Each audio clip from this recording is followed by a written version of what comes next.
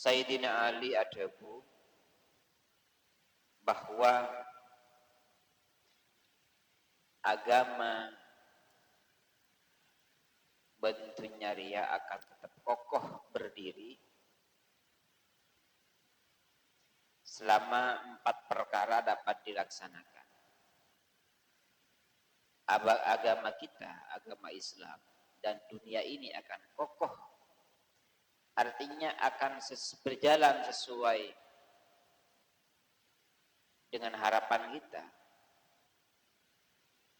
Agamanya baik-baik saja, kemudian kehidupannya baik-baik saja selama 4 hal itu dapat dilakukan. Yang pertama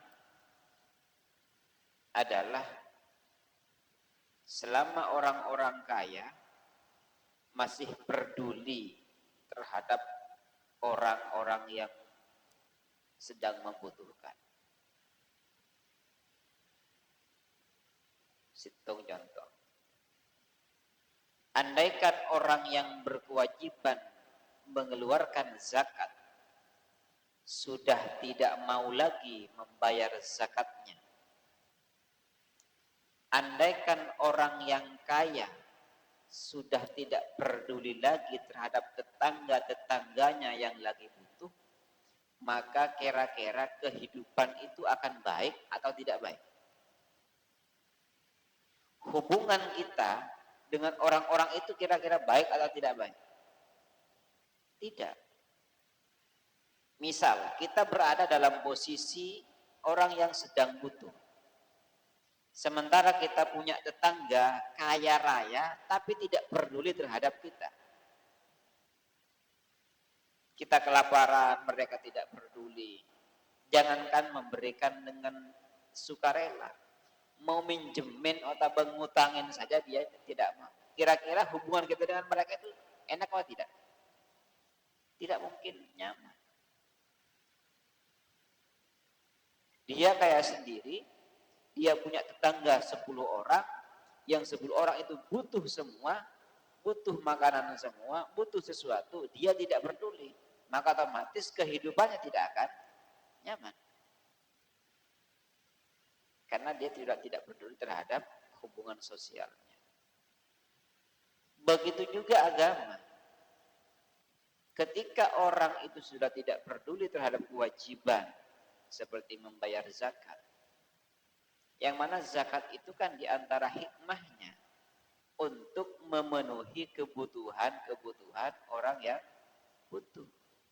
Makanya diantara masrafnya zakat dalam asnafus tsamaniyah, 8 golongan itu diantaranya adalah tidak ada satupun mereka yang kaya. Semuanya orang butuh semua. Fakir, miskin, terus apa lagi?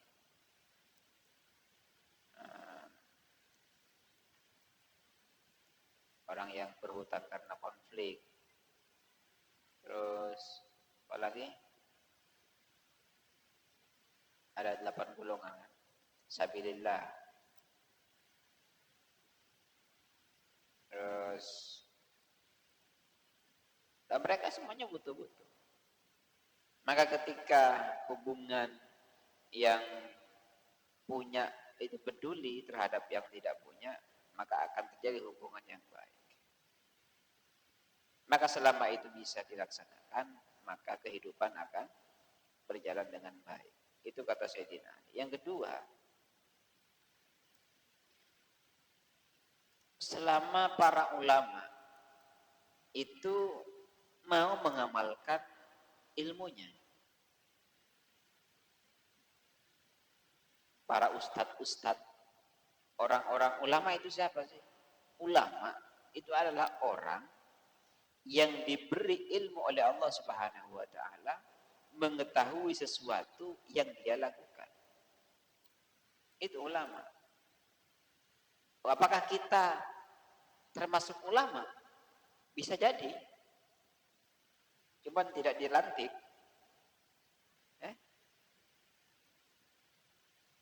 Istilah yang berada di Indonesia baru dikatakan ulama kalau punya pesantren, punya lembaga pendidikan. Sebetulnya tidak seperti itu. Itu hanya istilah. Oh, sekarang ada loh orang punya pesantren, punya murid, punya asrama, ada kitabnya, tapi sebetulnya bukan ulama. Oh, banyak sekarang.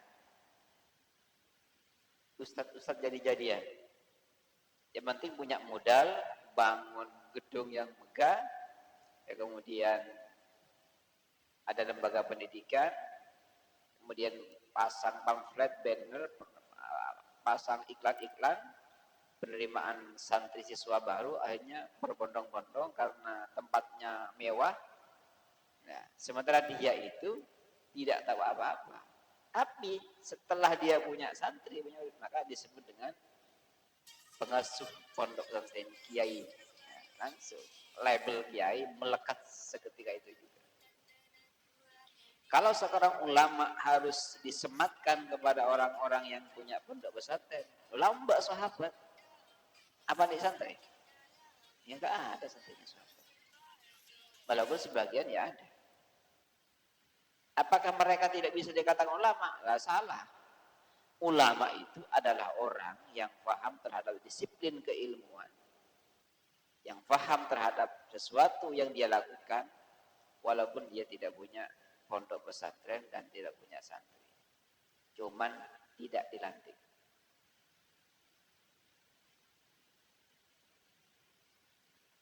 Maka ketika ulama masih mau memberikan ilmu yang dia punya, masih mau mengajarkan yang dia punya kepada orang lain yang tidak tahu, maka agama akan tetap berjalan dengan baik. Ya kalian itu ulama sebetulnya. Karena kita di santren, kita ekocak kiai. Artinya lulusan-lulusan pondok pesantren, apalagi yang bisa baca kitab kuning, itu sudah sangat pantas sekali disebut kiai. Sangat pantas. Cuman karena tak kaprah sing ngojak kiai, aja ora sengka. Mun aja tak bener, wah kiai banget. Wah kiai banget. Tapi daripada sekarang ada yang gak jelas. Yang penting lah tahun 6 bayi ngojak kae. Oke, anu, berbatu kondro Larisa. Ngojak kae kan? Itu baru bisa ngasih doa toko loh. Lo kita tahlil bisa, yasin bisa, baca kitab bisa, bahsul masail bisa. Masa tak bisa kocak kiai? Karena tak kaprah. Urusan kaprah tak kaprah, urusan hakikat. Antum ulama amla, fanahnu naqul antum al ulama hakikatan.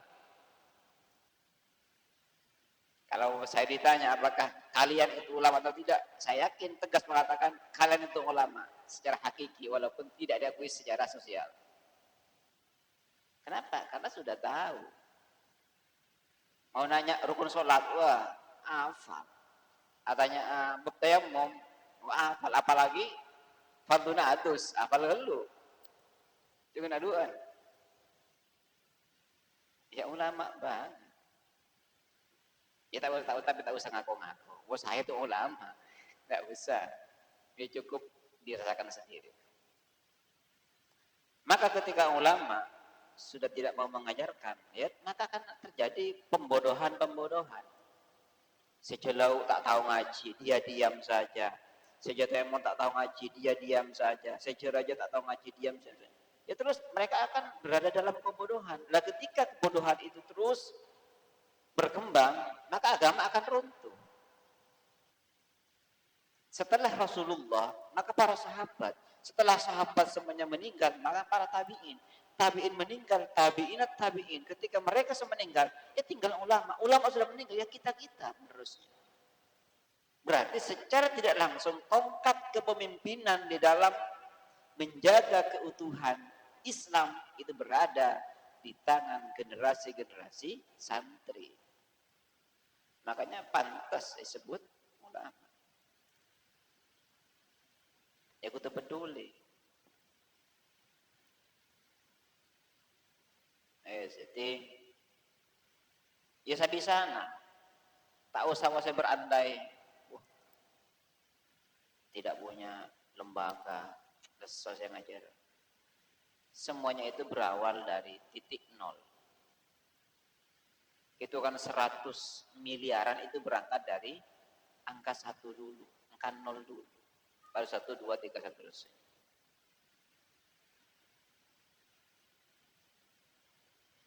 Yang ketiga,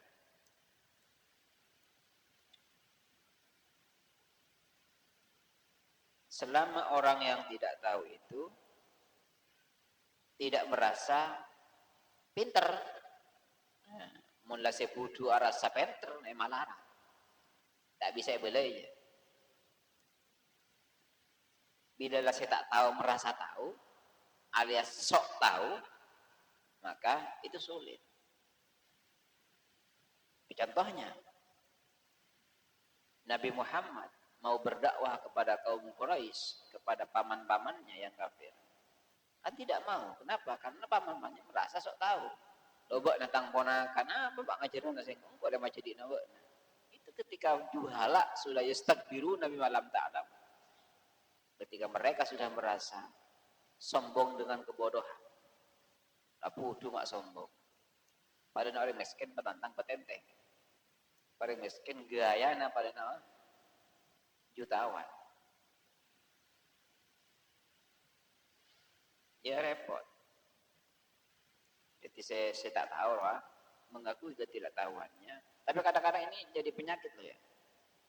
Penyakit kadang menabak ria si atwaan, tak tahu. Sengka tanya kasih mudaan, tapi saya lebih tahu. Ini harus dibuang. Justru karena memang ketika orang itu mengakui atas ketidaktahuannya, itu bagian daripada mengikuti sunnahnya Rasulullah. Para sahabat ketika tidak tahu langsung nanya kepada Rasulullah. Yang terakhir ketika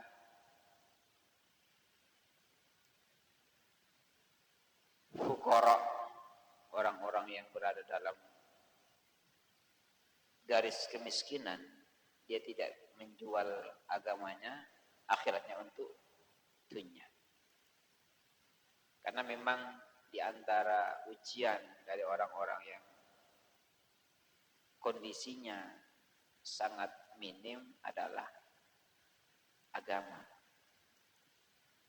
Hitung contoh, bada orang tak andi, miskin, kebutuhannya serba pas-pasan. Kemudian dia punya kesempatan bekerja. Dan kesempatan itu tidak akan datang untuk yang kedua kalinya. Maka bisa jadi orang tersebut akan kerja mati-matian sampai dia melupakan waktu sholatnya. Ya saya kocak ajual akhirat kalau bantunya. Tidak harus keluar dari Islam. Nah ketika urusan agamanya, urusan akhiratnya tidak terurus, terbengkalai dengan kesibukan-kesibukan dunia, maka itu bagian dari menjual akhirat untuk dunia.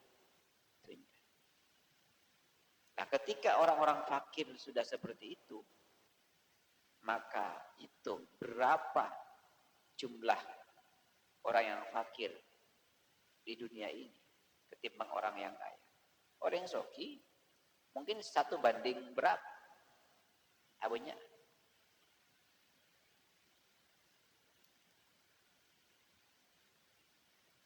Kemudian ini bagian dari yang penting yang harus kita tahu.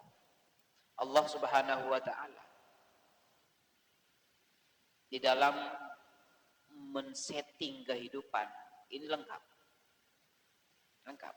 Allah itu menyeting kehidupan itu lengkap. Makanya kita tidak bisa mencari alasan untuk lari dari, menghindar dari perintahnya Allah. Kita tidak mungkin menemukan alasan untuk tidak menunaikan perintahnya Allah. Contoh yang pertama, Ada orang kaya, dia seorang bos, super sibuk, bos orang kaya, tapi dia meninggalkan sholat, dia tidak ibadah. Allah tanya, kenapa kamu tidak ibadah? Dia jawab, ya Allah, saya sibuk, saya punya perusahaan, ratusan perusahaan, banyak sekali, sibuk pokoknya. Loh, kamu tahu enggak, saya punya utusan yang paling kaya, dia Nabi Sulaiman. Tapi Nabi Sulaiman meskipun kaya tidak pernah meninggalkan ibadah. Ya, jadi kalau alasannya karena kekayaan, kesibukan karena kekayaan, kesibukan karena pekerjaan, Nabi Sulaiman itu super sibuk. Rajin berompaknya Pak Nabi Sulaiman. Muntak kaleroa atosan. Kan ngurusi rajin boy, lah tak mampu aja. Ayo, searesa malam ngurus raji 100 miki. Pak lekor jam karesa bagi 100 berapa detik ya per raji. Ngurus raji, ngurus Tegal, ngurus prajurit. Tapi Nabi Sulaiman masih ada waktu untuk ibadah. Wong kita urusannya cuma ada tak apa aja. Kadang gua nak nyupir tak apa aja. Kadang karena kernet tak apa aja. Apalagi cuma urusan main dema pas talempas. Nabi Sulaiman loh paling kayanya para rasul. Sempat tidak pernah meninggal. Bahasanya bukan layatru, lam pakai lam yatrukil ibadah. Tidak pernah sama sekali. Kita tahu fungsinya lam apa ning jurmiyah, ya kan? Bukan benilai yatrukul ibadah, tapi lam yatrukil ibadah. Tidak pernah sama sekali. Jadi tidak ada alasan karena kesibukan kemudian kita meninggalkan ibadah. Nabi Sulaiman saja tidak pernah meninggalkan ibadah. Yang pertama. Sekarang kedua, apa boleh sibuk? Saya. Apa boleh sibuk main kasti? Memangkat pukul 2 mulai maghrib. Umpama. Mak masih pukul 2. Jadi nakena ngontok pukul 2. Sebagai asar nakena nyorot boleh ke dalam kuan. Akhirnya tak keluar angka. Skornya tak bisa keluar. Akan nakena. Saya nomor 2.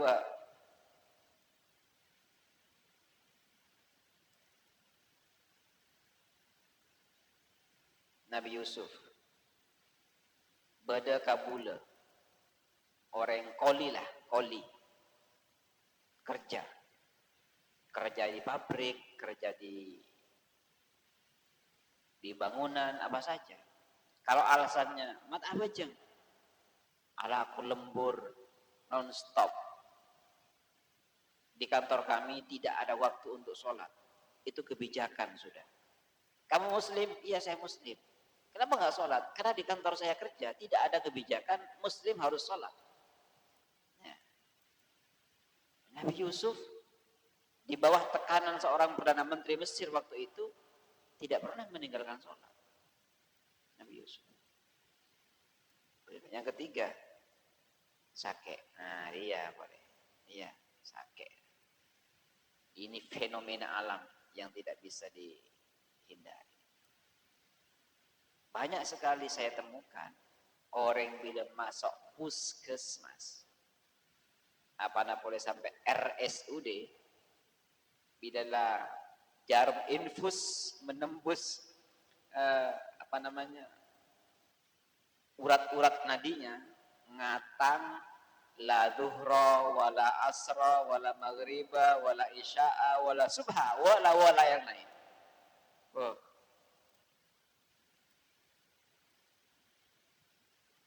Cara bahasa Arab halas, adalah yang lengkap. Padahal ning arkan sudah ada dispensasi. Mun mbak nacong tak bisa mancing iya toju. Mun tak bisa toju tedung. Kalau daja tak bisa kentang. Tak bisa wudu. Atayam tak bisa tayam li hurmatil waktu.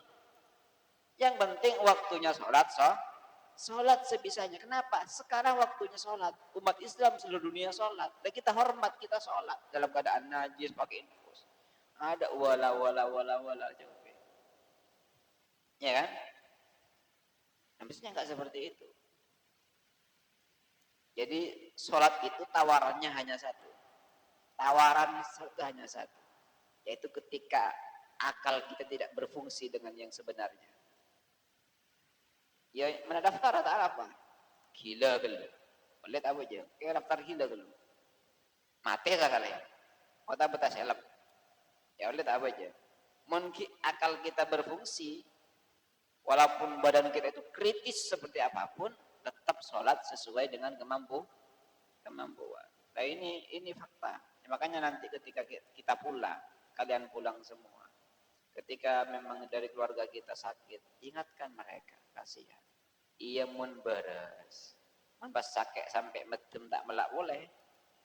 Di antara wala-wala saya kira. Na'udzubillah min dzalik, kasihan mereka. Sudah suruh sholat sesuai dengan kemampuan. Yang paling terakhir adalah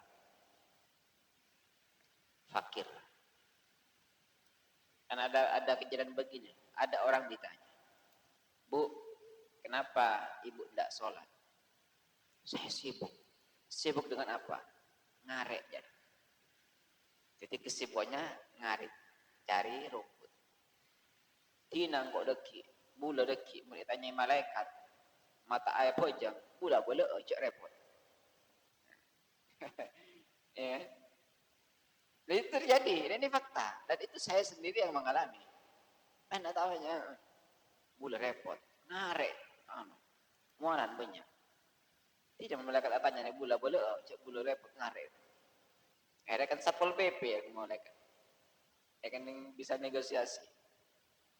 Ya Allah membuat alasan Nabi Isa itu orang yang paling termiskin sealam dunia.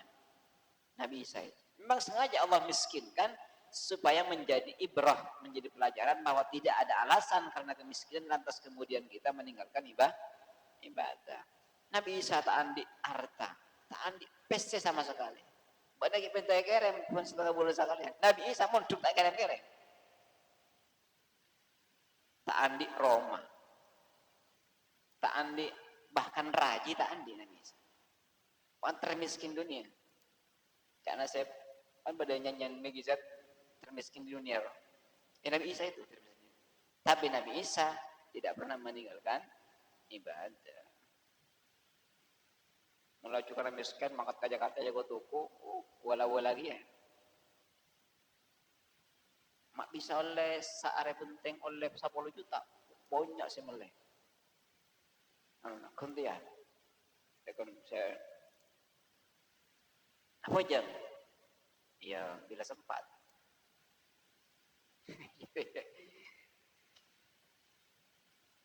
Jadi kesimpulannya tidak ada alasan untuk tidak beribadah. Karena Allah Subhanahu wa taala sudah memberikan gambaran kepada kita dengan 4 macam yang tadi. Allah Subhanahu